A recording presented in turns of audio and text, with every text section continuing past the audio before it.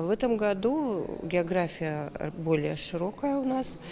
Приезжает солист Большого театра, он родом из Узбекистана. Это Бехсот Давронов. Приезжает солистка оперного театра из Армении Сирануш Гаспарян. Оба обладатели совершенно прекрасных голосов. Мы сейчас их на репетиции прослушали, получили массу удовольствия. Я думаю, что зрителям тоже будет интересно. Ну и, конечно, наши солисты Абхазской филармонии. Это Нана Черкезия, Алхаз Ферзба, Кристина Эшба.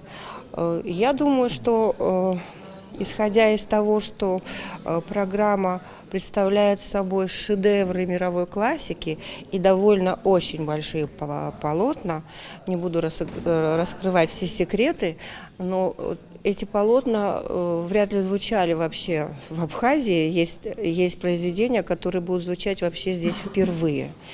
И мы очень рады, мы, музыканты, рады, что у нас хотя бы раз в году есть такая возможность проявить себя, свое мастерство, свой профессионализм именно в таких больших полотнах. Исходя из того, что проект очень масштабный и финансово, и вообще в таком культурном отношении, мы, конечно, безумно благодарны Министерству культуры и Дауру Кове, и Динары Смыр за то, что он осуществился, потому что материальная часть, она очень затратная, и мы бы сами это не одолели. Наш фестиваль будет проходить 3 дня. Первый день – это открытие в Абхазском драматическом театре.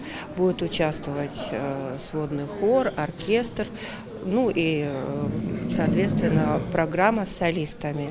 Второй день мы, как гости фестиваля «Пиано-дуо», я и Гулиза Авицба примем участие.